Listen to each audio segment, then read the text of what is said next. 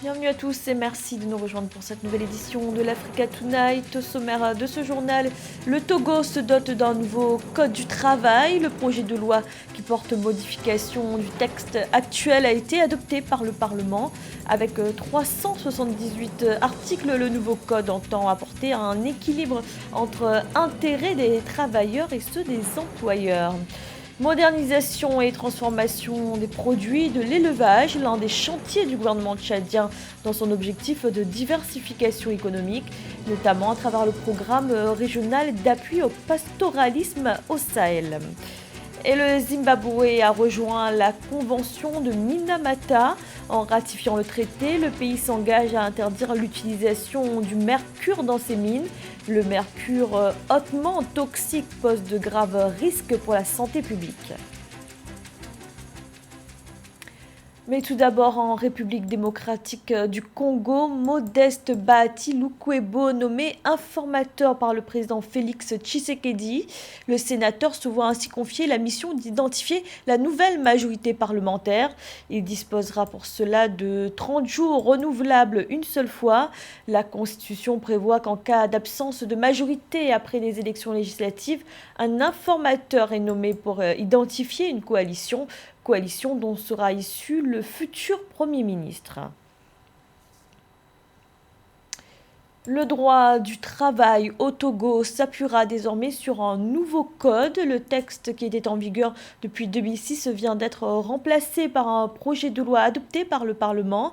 Un document qui comporte plusieurs nouveautés, notamment sur les typologies de contrats, mais qui surtout établit un équilibre entre les intérêts des travailleurs et des employeurs. Marie Rafalantolo. Mise en place d'un nouveau code du travail.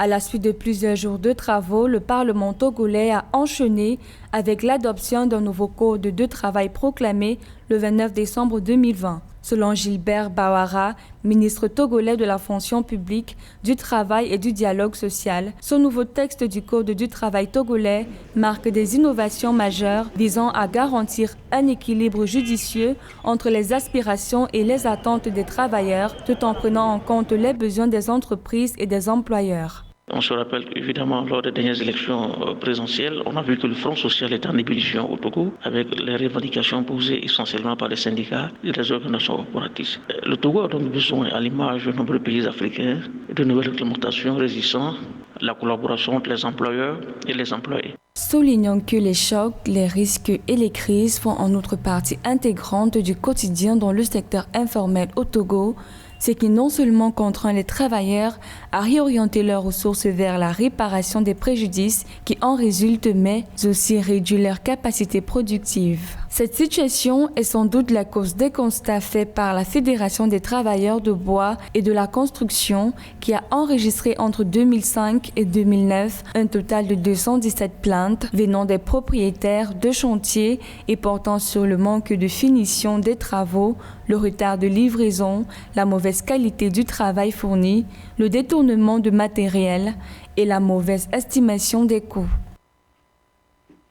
Il est donc évident que pour l'année 2021, nous aurons la résistance de la part de certains employeurs. Donc il est urgent pour le gouvernement du Togo de pouvoir mettre en place une campagne de sensibilisation et de formation de tous les acteurs qui interviennent dans le monde professionnel pour que ces innovations puissent être intégrées par ce secteur. Dans une deuxième étape, il va falloir mettre en place des comités dissuasifs de répression et de sanctions à travers les inspections du travail, les directions régionales du travail, les comités d'entreprise, dans le cas de respect de ces dispositions en tant que telles.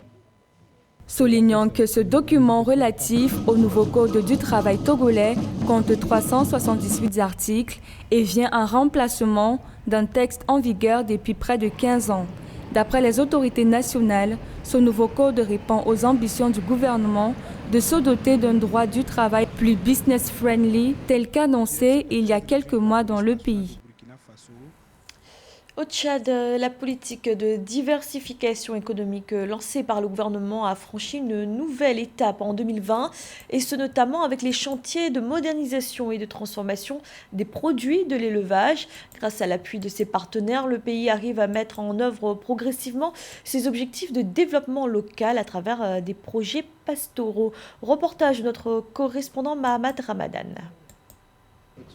Au Tchad, depuis 2016, le gouvernement mise sur la production et la transformation des produits de l'élevage pour diversifier son économie. Avec l'appui de ses partenaires comme la Banque mondiale, le pays met en œuvre progressivement ses structures de production, de préservation de la santé animale et de la commercialisation des bétails. À travers le projet régional d'appui au pastoralisme au Sahel, une dizaine de points d'eau, des postes de sortie et des structures de commercialisation de bétail ont été construits au cours de l'année 2020. C'est le cas par exemple du marché moderne à bétail de la localité de Karmé, situé dans la province de Adjer-Lami, qui a été inauguré fin décembre 2020 par les autorités. C'est avec un réel plaisir et une grande fierté que je préside aujourd'hui cette cérémonie d'inauguration du marché à bétail de Karmé, réalisé par le ministère de l'Élevage et des Productions Animales dans le cadre du projet régional d'appui au pastoralisme au Sahel sur financement de la Banque mondiale et de l'État tchadien. Nous ne cessons jamais de rappeler que l'élevage constitue un pan important de l'économie nationale. L'objectif de la mise en œuvre de ces infrastructures de la commercialisation des bétails et de la viande est de lutter contre la pauvreté en milieu rural en améliorant les revenus des producteurs locaux et l'accélération de la balance commerciale par l'augmentation des recettes d'exportation. La gestion de ces infrastructures est confiée aux comités locaux pour sa pérennisation. L'élevage pastoral est un vecteur de croissance, de sécurité, de stabilité et de création d'emplois, et il contribue à faire reculer l'insécurité alimentaire, la malnutrition et la pauvreté. Pour rappel, selon le dernier recensement des cheptels, le pays compte plus de 110 millions de têtes de bétail, ce qui représente un capital d'environ 11 000 milliards de francs CFA. En partenariat avec les partenaires au développement comme la Banque mondiale, le Tchad compte accélérer ses investissements pour la modernisation et la transformation des produits de l'élevage.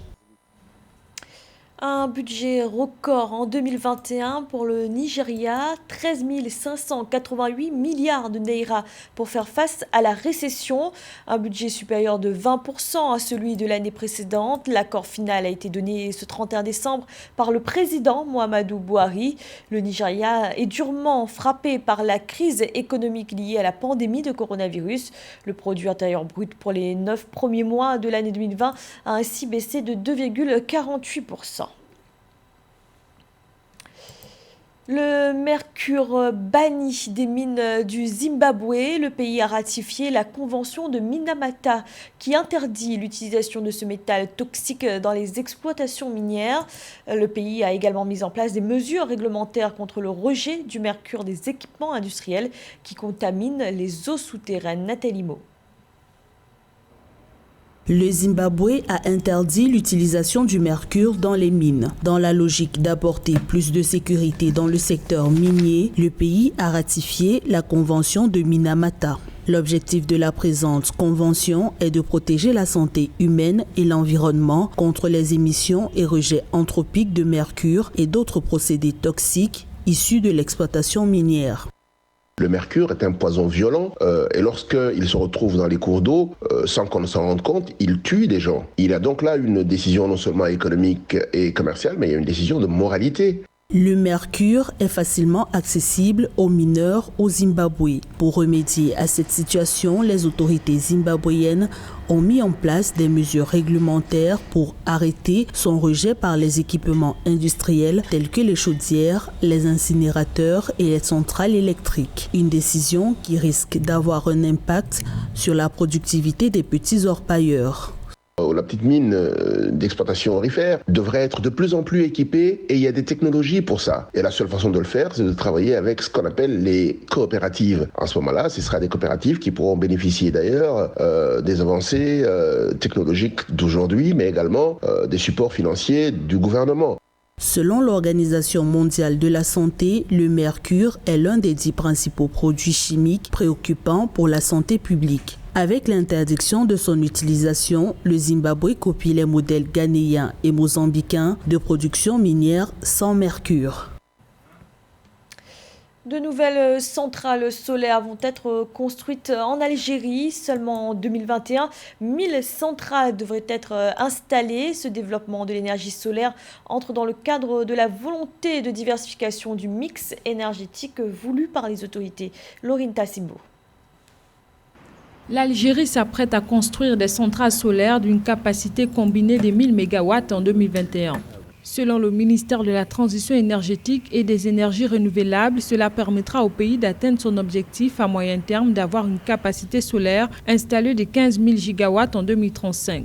L'Algérie, avec une production journalière de 2 millions de barils de pétrole, fait quand même partie du top 2 des grands producteurs de pétrole ici en Afrique, ce qui lui donne la possibilité d'être également parmi les grands producteurs d'énergie électrique à base thermique. Donc, on peut prélever soit du gaz, soit du gazoil pour pouvoir mettre sur pied un parc de production d'énergie thermique. Donc, si l'Algérie, à côté de l'énergie thermique, envisage de développer des parcs de production d'énergie électrique à partir des plaques photovoltaïques, donc à partir du solaire, je suis convaincu que par là, l'Algérie a satisfait de loin les besoins de ses populations, mais au-delà, les besoins également des grands consommateurs d'énergie que sont les industriels. Selon les autorités algériennes, les 1000 MW de centrales solaires qui seront installées en 2021 vont permettre à l'Algérie d'économiser 1,5 milliard de mètres cubes de gaz. C'est d'ailleurs l'économie réalisée sur cette consommation de gaz qui permettra au pays de financer d'autres centrales solaires. Si l'Algérie réussit à se doter d'un parc de production d'énergie électrique à partir du solaire et qui lui donne une capacité installée de près de 15 000 gigawatts, je crois que c'est la voie assurée vers le développement, vers l'envolée de son industrie. Parce qu'en fait, quand vous avez l'énergie électrique, vous avez la possibilité d'améliorer les conditions de vie de vos populations. Les gens ne dorment plus dans l'obscurité, les gens ne dorment plus dans la chaleur, les boulangeries vont fonctionner, les usines à feu continu vont fonctionner. Notons qu'en termes de transition énergétique, l'Algérie ambitionne également de rationaliser la consommation en énergie des mosquées grâce aux travaux dédiés à ces centrales solaires. Aussi, le pays va inclure dorénavant la mobilité électrique dans ses habitudes. Un succès qui ne se dément pas pour Dangote Cement. L'entreprise première sur le continent dans le secteur de la construction a une nouvelle fois été la plus performante sur les marchés boursiers africains.